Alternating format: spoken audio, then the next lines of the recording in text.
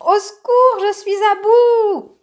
Tu connais cette phrase, elle te parle? T'en peux plus de ton quotidien, tu supportes plus ton conjoint, tes enfants t'épuisent. Alors reste dans cette vidéo parce que justement je vais te donner 5 conseils pour retrouver de l'oxygène et de la légèreté.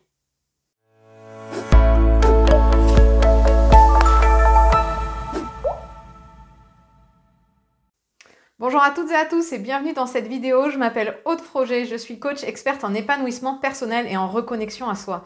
Ça veut dire que je t'accompagne à faire en sorte que tes actions quotidiennes soient alignées avec tes priorités de vie et tes valeurs. Et aujourd'hui, dans cette vidéo, je vais te parler de « je suis à bout, j'en peux plus » et comment faire pour justement reprendre de l'oxygène.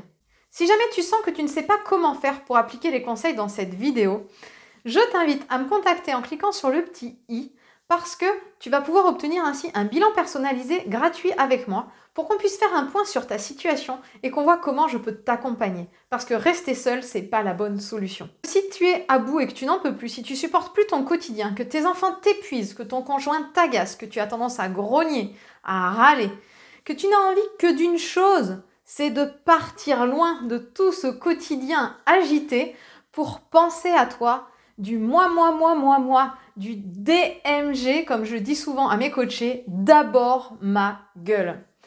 On a tout souvent tendance à justement faire passer les autres avant nous. Et au bout d'un moment, c'est juste insupportable. On n'en peut plus, on est à saturation. Les sollicitations de nos enfants, le fait de toujours devoir être disponible, ça monte. Et puis à un moment, on explose, on n'en a plus envie. Et quand on explose, en général, on culpabilise, on se dit « mais c'est pas possible, pourquoi tu t'es énervé, il fallait pas ». Et dans ces cas-là, en plus d'être à bout, on est en train de s'auto-flageller et de se dire « mais c'est pas possible, tu pourrais pas faire mieux que ce que tu fais déjà ». Eh ben non, tu peux pas faire mieux, tout simplement parce que t'es vidé. Et quand t'es vidé, tu peux pas être disponible pour les autres et en plus, tu peux pas être disponible pour toi et pour avancer sereinement dans tes projets de vie ou projets professionnels. Et ça, c'est frustrant. Parce que t'oublier en permanence, ça va 5 minutes. Sauf qu'à un moment, toi aussi, tu as des projets, tu as envie d'avancer et tu es toujours en train de le mettre de côté. Alors, ce qui est important, c'est que tu décides justement que c'est stop. C'est stop. Tu as le droit de te faire passer en priorité. Et non seulement c'est un droit, mais c'est aussi un devoir. Parce que si tu es parent et que tu montres à tes enfants que le parent, justement, il est toujours en dernier, que tout le monde est plus important que lui, qu'est-ce que tu leur donnes comme exemple? Tu es en train de leur montrer le schéma et de leur dire, toi, quand tu seras parent, toi aussi, tu te passeras après tout le monde et t'en chieras bien. Ta vie, elle sera épuisante, tu vas souffrir, tu vas pas prendre de plaisir. Est-ce que c'est ça que tu as envie de montrer à tes enfants? Je ne le pense pas. Alors maintenant, écoute les 5 conseils que j'ai à te donner pour justement penser à toi, recharger tes batteries, pour obtenir une vie qui te correspond plus, c'est-à-dire des relations apaisées avec tes conjoints et tes enfants, du temps pour toi, de la satisfaction, du temps pour tes projets, pour te sentir vivante, pleine, remplie et épanouie. Alors mon premier conseil, c'est déjà quand tu sens cette colère en toi, quand tu sens que tu n'en peux plus, au lieu de la repousser et de te cacher, de fermer les yeux pour ne pas la voir, accepte-la cette colère. Tu la vois, tu sais qu'elle est là et tu te dis « Ok, je t'ai vu, donc maintenant… » je vais prendre conscience que si tu es là, c'est que tu as un message à me passer. Et le message à passer, c'est justement arrête de ne plus écouter tes besoins et de faire passer les autres avant toi. Mon deuxième conseil, c'est prends conscience de ta valeur. Tu es quelqu'un de bien, tu mérites de prendre soin de toi.